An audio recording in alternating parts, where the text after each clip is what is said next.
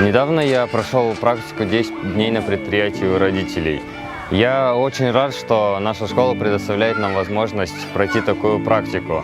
Ведь благодаря ей ученики нашей школы могут довольно тщательно понять, чем занимаются наши родители, как они зарабатывают деньги. Возможно, благодаря этому они пойдут по стопам своих родителей. Также мне очень понравилось работать с детьми. Так как я проходил практику в детском саду у своей мамы, я научился многому в общении с детьми, понимая их детский характер, то, что они любят и что им нравится в общем. Я считаю, что каждый ученик нашей школы и ученик любой школы должен попробовать поработать у своих родителей, чтобы понять, каково это.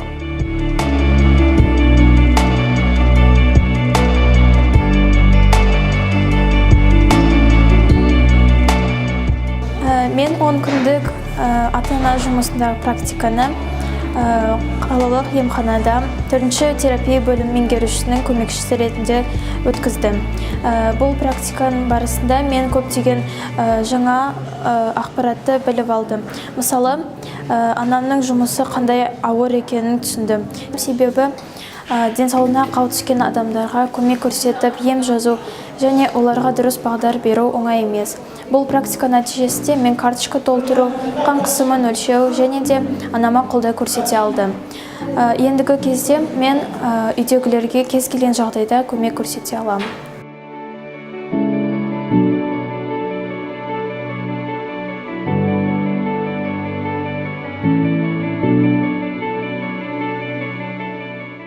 Проходя практику, работая продавцом, я получила огромное удовольствие. Мне нравилось предлагать товар и общаться с людьми, а также узнавать мнение покупателя о предлагаемом товаре. Раньше я думала, что работать продавцом – это легко и просто, но оказалось все наоборот.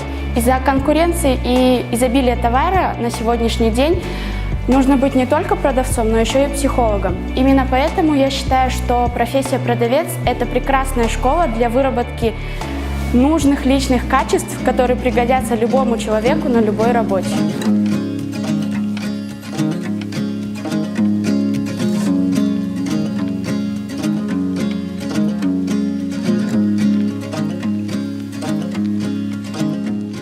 Он күн ата-ана жұмысындағы атты жобасын мен Талдықорған қаласындағы Әлем балабақшасында өттім.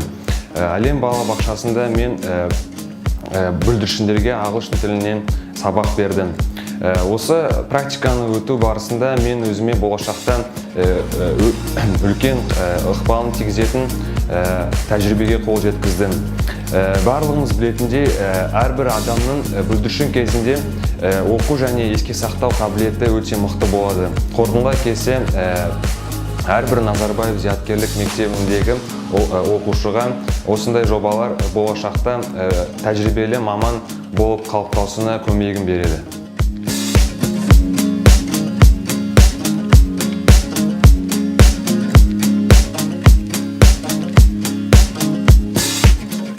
Мен ата-ана жұмысындағы 10 күн практикасын анамның дүкенінде сатушы болып істедім. Сатушы болу негізі өте қиын жұмыс. Себебі сен таң атқаннан кеш батқанға дейін жылы жүзбен бейтаныс адамдарды қарсы алып, оларға тауарды ұсынуды білу керексің. Практиканың маған беретіні мол. Себебі мен әр тауардың мерзімін, оның кімге беру керектігін, бағасын білу керекпін. Оны сатып алушыға жақсы жеткізе білу керекпін. Жалпы практика маған ұнады. Мен анама қалай көмектесу керектігін түсіндім. Менің ойымша, сатушы ол ең еңбекқор кәсіптердің бірі.